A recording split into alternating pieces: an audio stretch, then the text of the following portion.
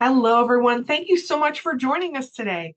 We are here to make some beautiful rainbow jewelry and accessories for Pride Month. I'm Stephanie Menor, and I will be your teacher today as we learn all about the basics of polymer clay. So let's switch to the top-down camera and take a look at some of these projects. So we have some hoop earrings that we're going to make together, and this really cute necklace pendant with all of the colors. This is part of a bracelet. We're going to finish that together. And then we have this keychain as a little bonus. Okay, so all of these pieces are made with polymer clay. We've used a couple different kinds of clay here though. So I'm going to talk about the different kinds of clay that are available. We're going to go through all the different supplies that you need and all the different techniques that you need to know to use the clay, cut it, bake it, and assemble it into jewelry.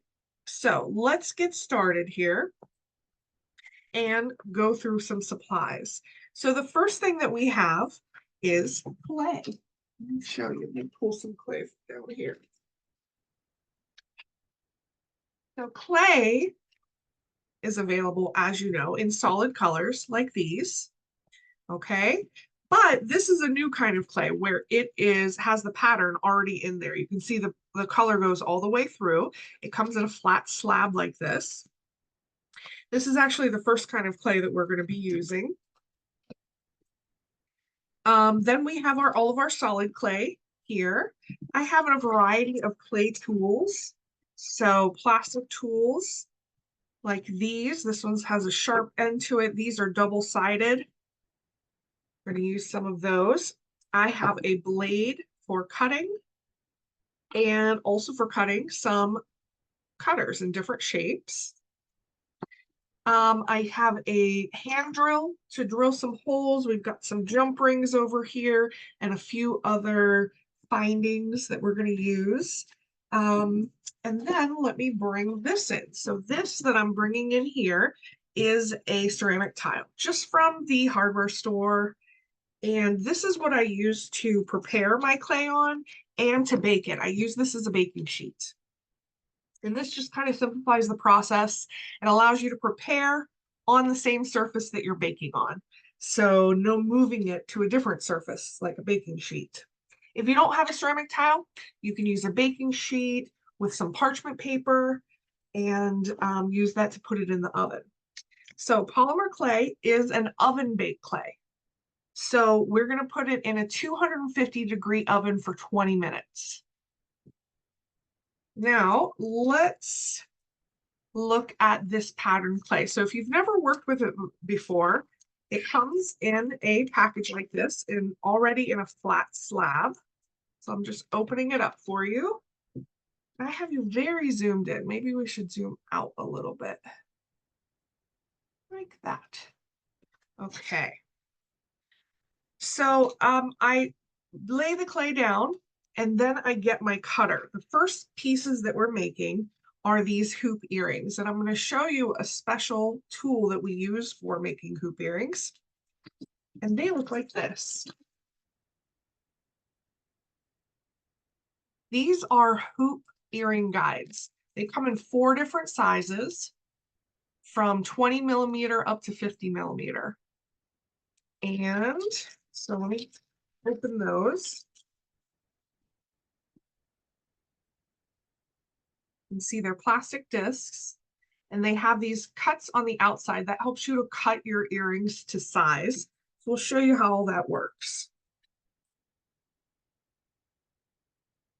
All right, so I'm going to go right in and we are going to cut a piece of this clay that is about 6 millimeters wide, approximately. You don't have to be so precise with it. And so I'm just going to cut that. And I'm actually going to take this. I like to store this back in the package that it came in. This little box, this acetate box keeps it nice and fresh. And I file that away actually in a shoe box. Keep all my clay together. And so this is what we have. And we want to make this nice and round. Right now it has square edges. You could make a hoop with square edges, and I'll show you when I do some show and tell here, I'll show you what that would look like if you would do it with square edges. But I want mine to be nice and round. So we're going to go in and start rounding this out just with our hands. And when I feel like the edges are starting to kind of soften a little bit, I can go in with a flat object. This happens to be a thickness guide, and I'll show you how to use these, but I like to use it as its unintended purpose, which is to smooth things out. It just works really well. You may have a household object that you can do this with. You just need a flat, lightweight object, and it helps you create a perfect round snake. And this just for me works better than doing that with my fingers because I get my fingernail prints in there. I get my it's a lot smoother and cleaner when you go like this. And you're just gently rubbing it back and forth. And you can see that it is getting very round. And you can keep going at this and making it just as perfectly round as you want. All right, so here's our snake. Here's where we're going to bring in these special earring guides. So this is the 40mm earring guide. And because I'm doing this on the surface that I'm cooking on, it's very simple. I can just wrap this around. This is how we create a perfect round hoop shape. And then with a sharp blade, we use these little notches to trim. So I could trim this here and here if I wanted. That would make more of a C-shape hoop, but I want my hoop to be a little more circular. So I'm going to cut it there, and I just get rid of this excess. And I'm going to cut it here. And my blade fits right in there and allows me to trim it very easily. And now we need to remove this very carefully because we don't want to disturb the perfect circle. So I kind of hold the ends with one hand and try to pop this right out. There we go. And this is ready to go into the oven. I mean, obviously you would make a second earring to have two of them, but this is ready to bake just as is. So this is going to go into a preheated 250-degree oven for 20 minutes. And you want to just know your oven that you're working with because sometimes oven times can vary depending on the oven that you're using and any hot spots or cool spots that oven might have. You can also do this in a toaster oven, works perfectly fine. Not a microwave. Do not put this in your microwave. You have to put it into a traditional conventional oven. Okay, so let's pretend that we have already baked this. I'm going to bring in these two pieces. This is the tile that I baked it on. This is like a kind of a rough tile here, but I use this for baking as well. This is a 6x6 tile. And I made two different size hoops because I wanted to show you the sizes that these make. So this was made with the 40mm and this was made with the 30mm. Those are millimeters, okay? So just depending on how big you want your hoops. Now, when these are baked correctly, they are very, very flexible. There's no brittleness, there's no breaking, and that is well-cooked polymer clay. If you find that your pieces come out of the oven and they are brittle, then it usually means that you haven't cooked them long enough because the material hasn't had a chance to do its thing in that temperature, and so it's not quite ready. So cooking it an extra 5 minutes, no problem. It's a 250-degree oven. It's going to take a lot to burn your clay. Okay, so we need to turn these beautiful things into an earring. While I have this here, I'll show you. This is the bigger earring size. This is the 50. Okay. That's how big it is. In fact, the 50 is big enough that it almost makes like a little bracelet. And because it's so flexible, it just kind of hooks right onto your bracelet. But those are 3 of the 4 sizes. There's also the tiny, tiny size. Okay, so we need some findings to put on there. And this is the finding that we need. Oh, can you see that? It's tiny, tiny, tiny. It is a little earring, an earring post, and it has this flat top to it, and we can glue that on. One thing that I will mention is before you start making your hoop, take a note of what size this post is, what size that pad is, because it needs to be smaller than the size of your snake so that it fits on here nicely. All right, so we're going to glue that on. This is the glue that I like to use, Loctite super glue. I like the gel version because I can just control it better. It's not, you know, it's not going to ooze out anywhere. So I'm just going to put a dot of that on there. And you really just need a tiny bit and place that. This is, even though it's gel, it's still a super glue. So it does hold very, very quickly. But let's give that a chance to dry off camera. And I'll bring that back a little bit later. All right, our first project is done. So simple. When you use the pattern clay, it really makes it very simple. It's more economical too because you don't have to buy all these different colors of clay. You're just buying one item. All right, so that was our example earring.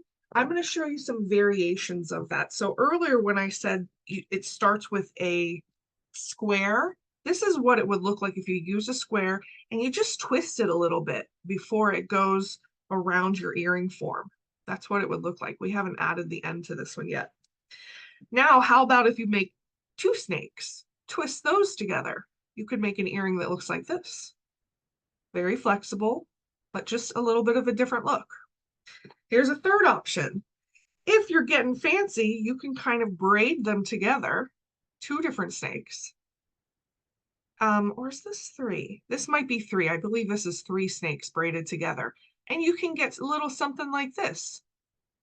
So the possibilities are endless. I love creating hoops with this material. They're very lightweight. They're very comfortable to wear. All right, that's our first project. You guys with me? All right, we're going to be moving on here to our second project, which is this necklace pendant. So this this rainbow was made with 5 different colors of clay, and one of them we added some glitter to. I'll show you how to do that. But this process uses solid clay. And you know, this is available in a lot of different colors. The clay that we're using and the tools that we're using, all of these specialty tools are available in the jewelry making department at Michael's. There's a whole section there that has a lot of different patterns of clay, all the tools that you'll need, different cutters, texture sheets, everything to make your life a little bit easier. All right, so this you're seeing me do here and seeing me stain my hands in the process. This is conditioning clay. So whenever you're working with solid clay, this is always the very first step in your process, is conditioning it. We're just working it with our hands. We're warming it up. We are getting it ready for use. All right, so this, I can feel that it's conditioned. You can see it's stretchy when I pull it apart. That's how I know it's conditioned. If it wasn't conditioned, here's some unconditioned clay. Let me just show you. This is unconditioned clay. See, it just kind of breaks apart like that. When you work it with your hands, it will get this nice consistency. Okay. Let me bring my tile back in here.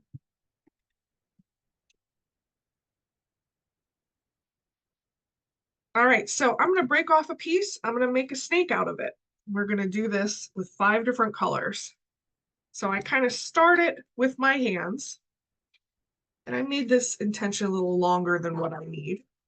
And then that same tool, this is the thickness guide. But any flat smooth surface that you have. I'm thinking, well, because I'm old, I'm thinking of like a CD case would work perfect for this, just to help you get it into the perfect roundness.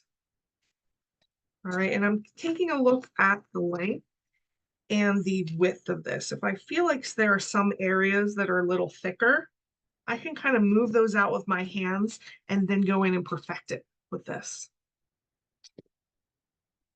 All right, so here's our purple. That is going to be the inside part of our rainbow here. And so you want to find an object. Maybe it's a marker, but something that will be the void of the center of the rainbow.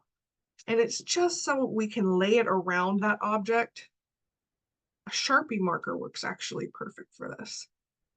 We're going to lay it around that object and it just gives it the right arch shape. Now I made this really, really long. We're going to end up cutting a lot of this off, but I'm going to leave this tool there so that I can line everything up nicely. All right, let me scoot this down a little bit. And we're going to go for our next color, which is blue. Now, if you don't have every color of the rainbow that you want for this project, number one, you can mix clays together. Mix colors together to achieve a custom color. Number two, if you don't have the right colors to mix, you can always use glitter to put on top of the clay. And I'll show you an example of that in the next project. But here I'm conditioning the clay. Now you'll see that some of the color will transfer to your hands. It will also transfer to your tools if your tools are white. Here you can see my poor acrylic roller here was rolling on some purple clay. The color transfers. Now you can scrub that off, but just be careful when you're doing a project like this with multiple colors of clay. If I went directly from this blue and picked up my yellow, it's going to transfer to the yellow. So wash your hands in between colors when you're doing big contrast color changes. All right, so this is nice and conditioned. I'm just going to break off a piece of it, make a little snake.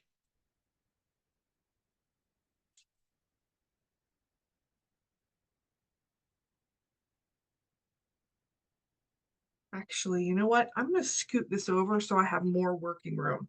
So whenever you need to move something, instead of trying to pick it up with your fingers, get your blade, scooch it under there, and that can help you pick it up and not mess it up. Oh, I want that still to be in the frame. Hold on. Let's scoot it over just a little bit. And I'm going to fix this.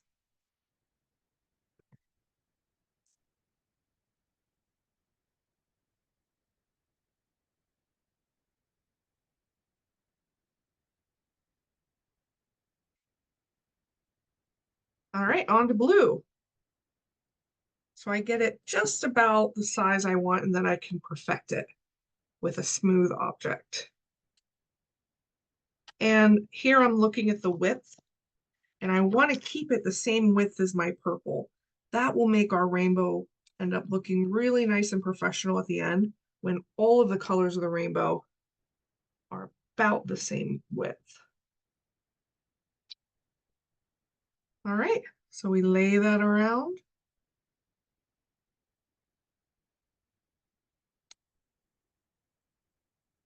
And again, because I'm working on the surface that I'm going to bake it on, I can kind of press it into the surface to kind of hold it in place. I can press it into the color that's next to it just with a very light hand.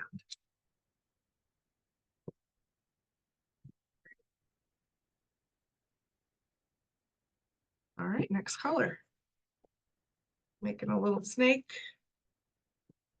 And I'm trying to go through this quickly because a project like this can be kind of repetitive, but I still want you to see the whole process. So when you are crafting, I'm sure that you will take your time, not like me. I'm like Speed Racer here. Okay. And then just perfecting this with a very gentle pressure. And each time the snake has to get a little bit bigger. Got a bulge here.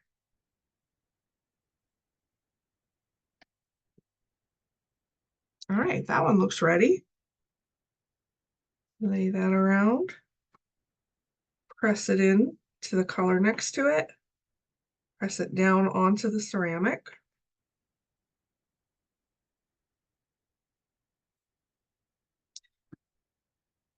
Okay, so now I'm going to heed my own warning. I'm going to try to wipe my hands just a little bit before we get into this yellow clay.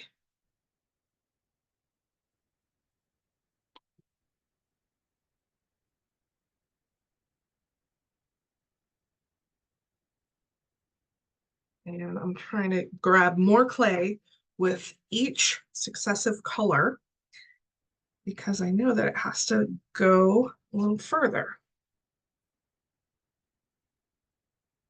And you can already see I've picked up some, whatever was on my surface, I've picked up some in my yellow clay, and it really shows. When that happens, I just like pick it out. I think we got all of them. And if you get a low spot, we can just kind of start over. That ended up being very uneven.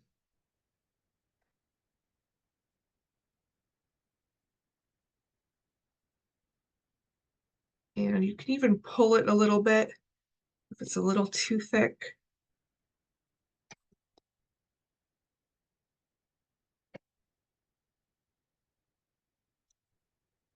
Maybe over here it needs a little work. That's too thick. Let's shape that down a little bit.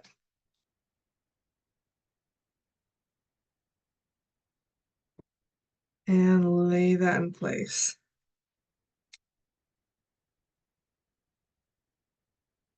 All right, last one.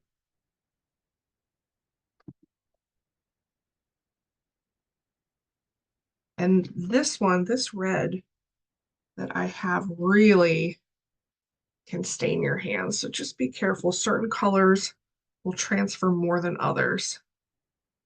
The worst offender is probably black. I mean, the richer and darker the color, the more it'll transfer.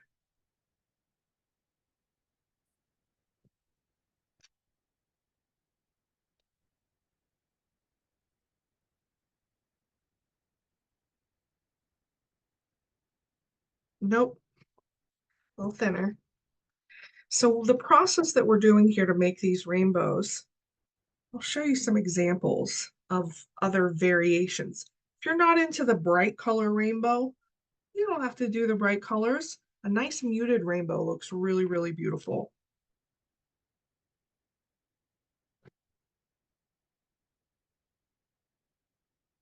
Okay, looking pretty good. Let's scoot this over so you can see what I have here. So they're all uneven here at the bottom. I'm not worried about it because I'm just going to chop all that off.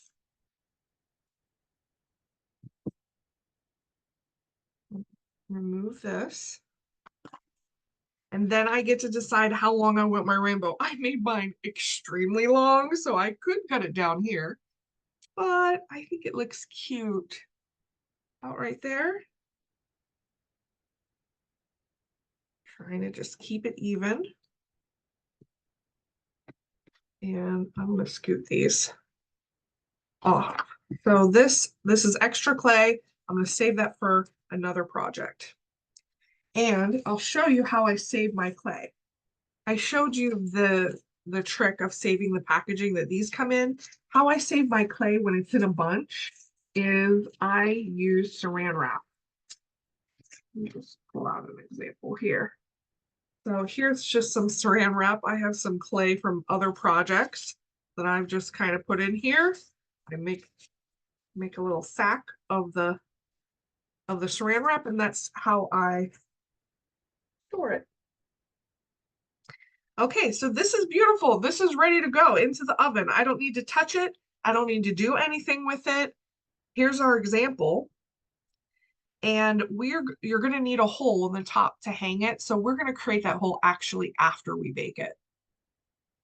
This outside rainbow color does have glitter, and that is a trick to, if you don't have red clay, or if you don't have any one of these colors of clay, but you have that color of glitter, you can just roll the clay in the glitter and it'll pick up that color. And I'll show you the process of doing that in the next project. We do that technique in the next one. All right, this is ready to bake. Move this off to the side. And after it's baked, you want to take a little drill. So again, 250 degrees, 20 minutes. Let me just find my drill. Here we go. A little hand drill like this is perfect. But if you have like an electric drill, like a tiny little Dremel, that works wonderfully as well. And you can put different size bits. This bit that I have in this one is 3 millimeters, but you don't really need it to be that big. Anything from about 1.5 millimeters up to 3 millimeters is perfect. So you place the drill where you want it to go. I'm not going to drill on this piece because it's beautiful, but I'm going to drill on another piece that I have.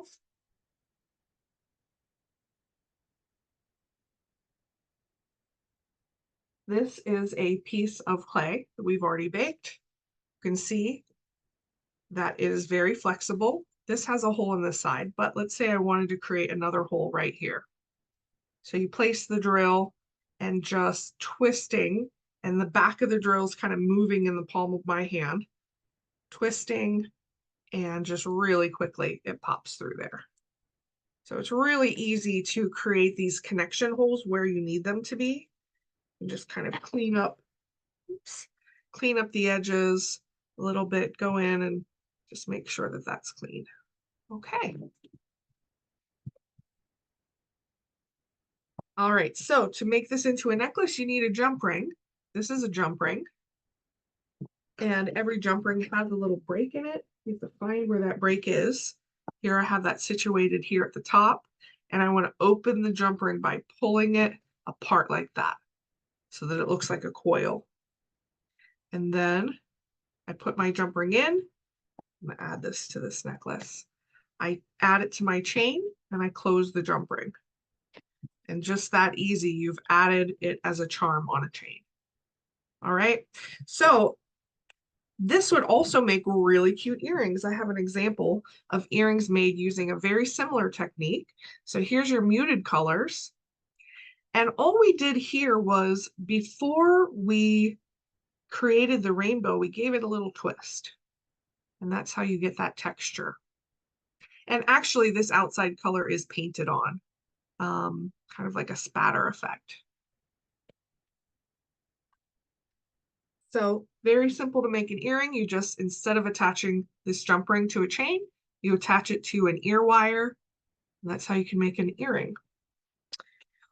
Also, you could make it into a hair clip. If you have an alligator clip like this, just glue it on there, and then there's a cute hair clip.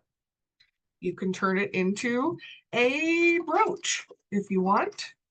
And let me find, do I have a brooch finding? I think I do somewhere here. Yep. You can get these little flat back pins, and you would just glue that onto the back with the same Loctite super glue, or the super glue of your choice. This is just the one that I prefer. And just glue that on, and now you have a brooch that you've made. So there's a lot of different options. Once you have the thing that you make and it's baked and it's ready, you just decide what you're turning it into, and then you can decide whether you need holes or not. This was going to be a brooch. I wouldn't need that hole at the top. I would just glue this on the back and have a custom pin. All right, folks, we are ready for our next project. So I'm going to bring this in here, and I'm going to use some paper towels to kind of clean this up a little bit. I have a little bit of clay stuck to this. There's a little bit of red color.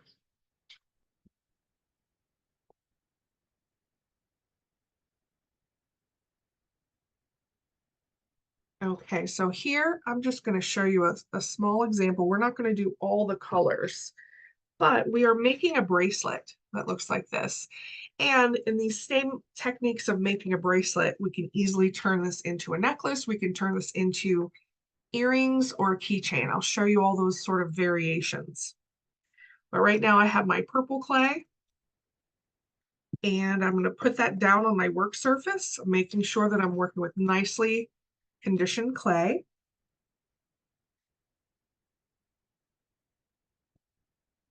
And here's where you want to bring in an acrylic roller. This one is a hollow roller. They have ones that are solid, not hollow. But I just want to kind of roll that out. Want to get it fairly evenly across the whole thing. Oops, I got a little piece of schmutz in there. All right, and so we are going to use a clay cutter. So clay cutters come in every different shape and size. This is a tiny little heart. And I suggest that when you're using clay cutters, you dip it in a little bit of cornstarch. That just makes it so that it won't stick in the clay. It's a little easier to remove. Okay, so I've dipped that. And before I cut it, I'm gonna bring in this plastic wrap. So I could use the cutter directly on the clay and that will give me one look. Or I can lay down some plastic wrap and then cut it. And so what this does is it kind of rounds the top of the shape. Where's my example? Let me show you my example. See how these hearts are flat on the bottom, but the edges are kind of like rounded? That's how you achieve that roundedness, is with some saran wrap. So you just press it down. You can see how it like puffs up in the middle. Let me bring you in a little bit. And I can cut as many of these as I want.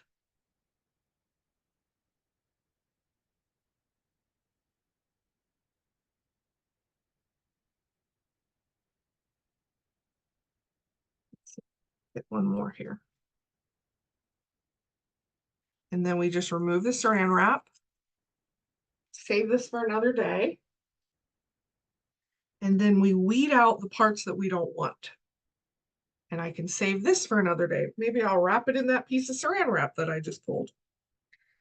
All right, so at this point, we can go in with a sharp tool and kind of just make sure that there's no goofiness around the edges, that it's nice and clean. You don't have to do this step, but if you really want to perfect it, you might want to take a look at it before it goes into the oven. All right, those are ready to bake. I don't have to move them. I don't have to do anything with them. Just put this in my preheated 250-degree oven for 20 minutes.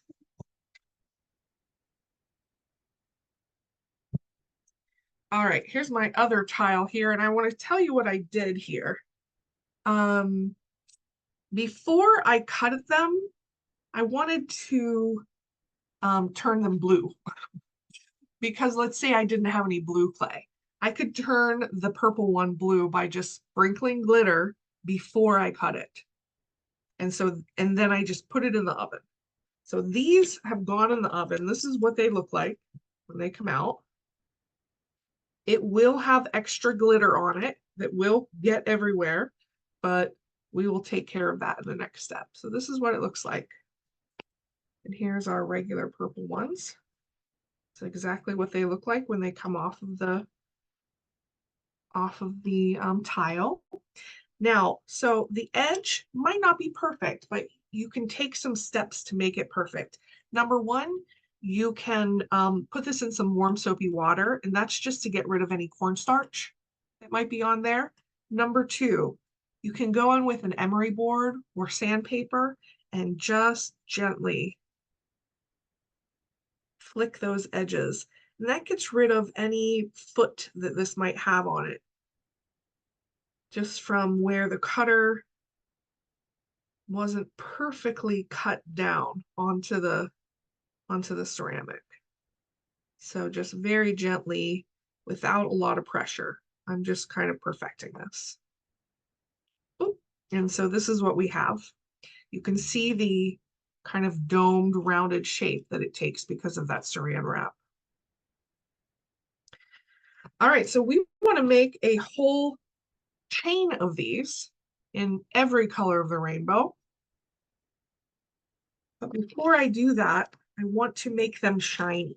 So when polymer clay cooks, it is matte in color. You can see, well, this. You can see that I love this beautiful matte finish. These are a matte finish. But if you like that shininess, I'll show you how to make it shiny. So here we're going to be bringing in a new product called UV resin. So we're going to use this as a top coat on top of our clay pieces. This makes it shiny, makes it protected, and it also holds all that glitter onto there for anything that you've added glitter to. So UV resin is a product that cures in UV light. So you are going to need a light. And I'm going to bring you back out here. This is UV light. Everything I'm showing you, you can buy at Michael's in the jewelry making department. But this is a light, turns on for a minute, automatically shuts off after a minute. And I want to put just a tiny dot of this on top of anything that I want to make shiny. All right, and then I can go in with a toothpick or a brush. I actually prefer using a toothpick to start with rather than a brush. Toothpick or like a wooden stick. Here. This is like an orange wood stick. And just gently kind of bring that to the edges.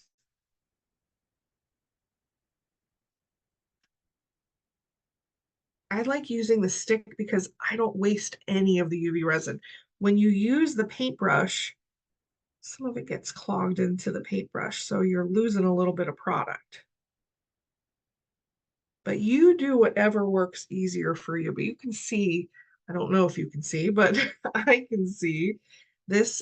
It makes that glitter like kind of magnified and so pretty. And I always keep a paper towel off to the side, kind of wipe off my stick. Let's do one of these solid purple.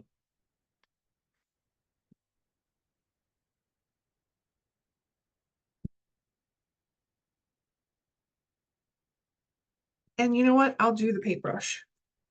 My paintbrush is quite large for this tiny, tiny little project, but let's see. It's self-leveling, so even though you might be making little streaks and lines in it with your paintbrush, it'll help to level itself. I'm concentrating it just on the front. Try not to go too far on the sides.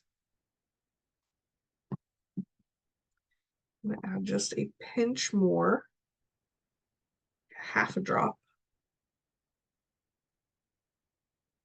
to fill in those low spots. And I see, oh, there it goes. Filled in the low spot for me. All right, and now we're ready to cure this. So you put it under UV light or you bring it out into the sunlight. So the sunlight, that's the strongest, most natural form of UV rays, right? And it will cure in the sunlight in just a few minutes, maybe 5 to 10 minutes. Under this lamp, I would cure it for about 2 minutes, 3 minutes, something like that. But it really is a fast working product. It's one of those like instant crafting things that I love so much. We do classes on jewelry making with UV resin, which is a whole world unto itself. If you're interested in this product and you want to learn more, check out one of our classes. We do a deep dive. All right, so while that's curing, I'm actually going to show you. I'm going to move this off to the side, let that go for another minute. And I'll show you with this piece. I want to make 2 holes in each of these hearts. Because, here's my example, I need to string them together into a chain. So each heart has a hole at the top and the bottom. So again, if you had an electric drill with a very, very small bit, you'll make quick work of this. But even using the hand drill, it goes really fast. Here, I've already broken through the back. See? And just kind of reverse it to get it out and put another hole right here. It's already gone through and reverse it. I like to go in with pokey tool just because you'll have a bunch of little clay dust. Kind of get that out of the way. Make sure that's cleaned up.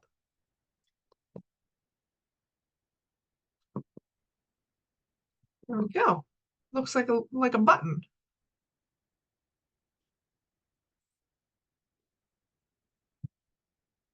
Okay, so these have cured.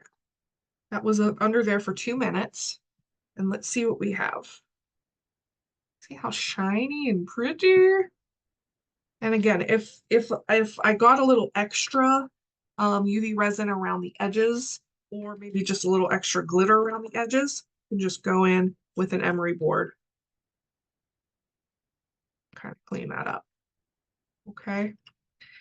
And you can drill right through that little layer of UV resin. But here, let me show you the difference it makes between coated and uncoated. So it's your preference, what you like. For me, it depends on the project. Sometimes I like them shiny, sometimes I like them matte. Okay, let's move these off to the side. And I want to show you how to assemble the bracelet. Got all my clay dust on here.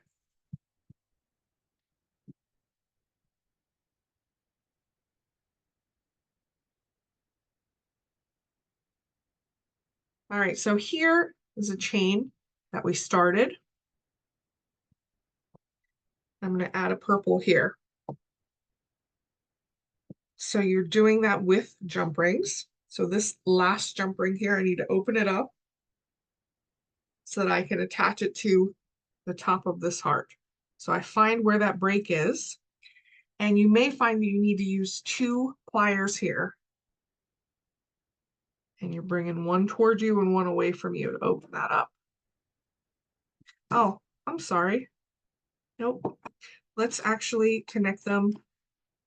I didn't realize that we have a jump ring in between. So instead of adding the heart directly, heart to heart, well, I guess heart to jump ring to heart, we're going to add an extra jump ring in between. You can see in between each one, there's an extra jump ring. That just helps to space things out and helps it to flow across your wrist when you're wearing a bracelet. Bracelets have to bend a lot. So we help them out by adding an extra jump ring in there.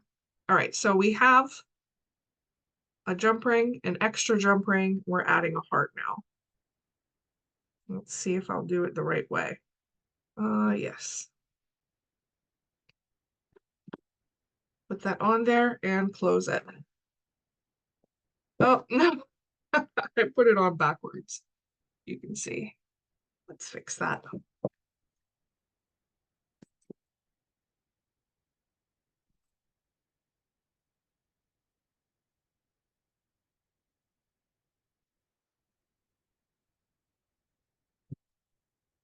Now that heart is going the correct way. All right, now to that heart, we're going to add another jump ring.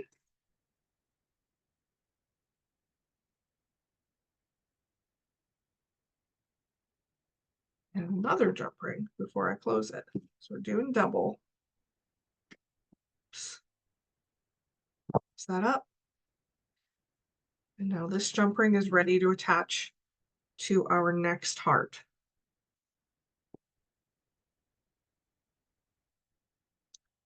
All right. So when you get to the end, make this bracelet as long as you need it to be. Maybe you're making an anklet, that would be even longer. I would suggest about 7.5 inches in length for an average wrist. but you're also going to need a lobster clasp or clasp of your choice. And that lobster clasp, let's say that our bracelet here has ended. You just stick that onto the last jump ring. So we have the last jump ring here. I'm finding where the break in the jump ring is. And I'm going to open this up and slip on lobster. And that's how you end it. It will attach to the other side. Actually, I can. It will attach to the other side, to the open jump ring on the other side. And of course, yours wouldn't be small like that. It would be large. All right.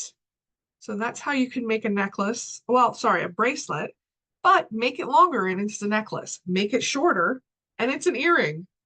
Something like this. All right, this next project we have is a keychain. This one is fairly complicated. I'm going to go through this as quickly as I can before our time runs out together. But let me bring back in my ceramic tile. And I'm going to move these hearts. This is how I move things. I scoop that under there and I can move it to another baking sheet.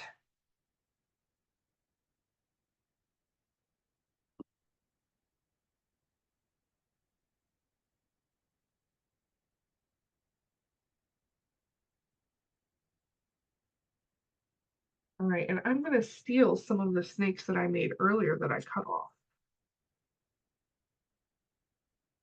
So we have a starting point. And I see that I have some little purple residue, so let me use my blade. I can get that up like that. All right, so what we're going to be doing in this case is we're going to be making snakes like before, but then we twist them together and create this kind of a braided pattern. So I want to make these a little bit thinner, narrower, more narrow, I should say. And then the last batch. And I can see it is picking up every single piece of glitter. But we are just going to pretend that that doesn't exist. But a word of caution to you, always clean your work surface between projects.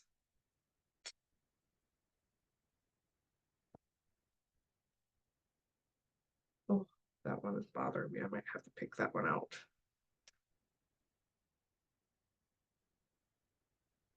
Simple as that.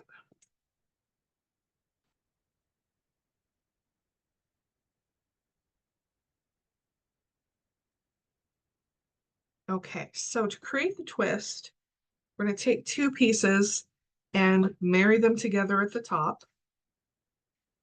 Keep them separated at the bottom and twist.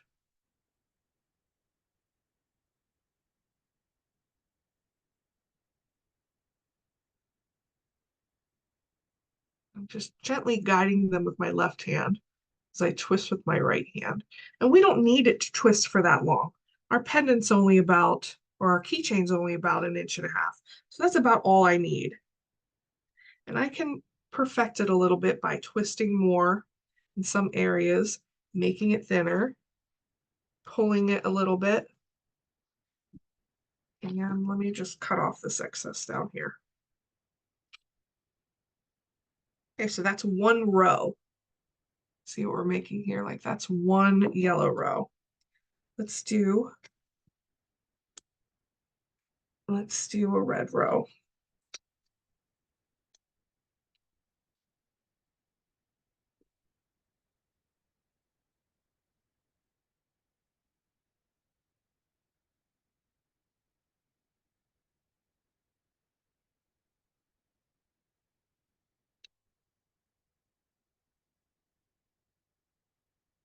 Just making those perfect snakes like we did in our second project. Just wants to stick to me.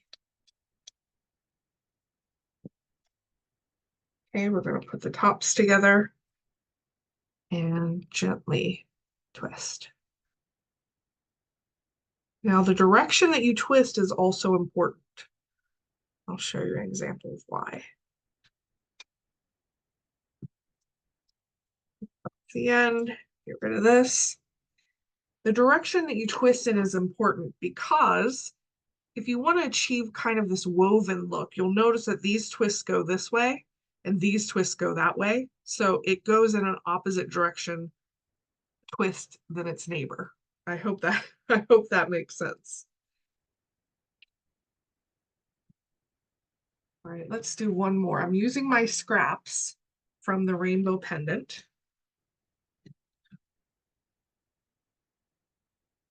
And just making these work. Kind of stretching it.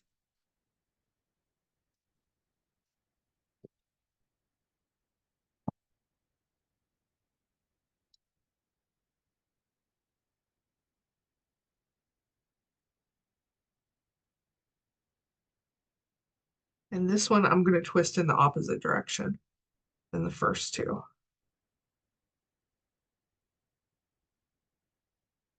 Is this the opposite direction?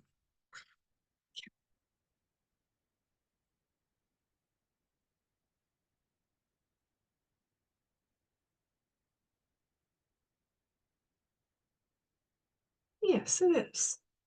All right, so as I make my snakes, I'm going to put them together. Of course, we want this to be in rainbow order. And so you keep doing that until your whole rainbow is there. Then you want to, once you have this whole area filled, you want to take a cutter and you cut them all at once. That's how you're going to create this shape. Cut them all together, bake it 250 degrees, 20 minutes, and then you can assemble it with some findings, including jump rings and this little keychain finding. All right.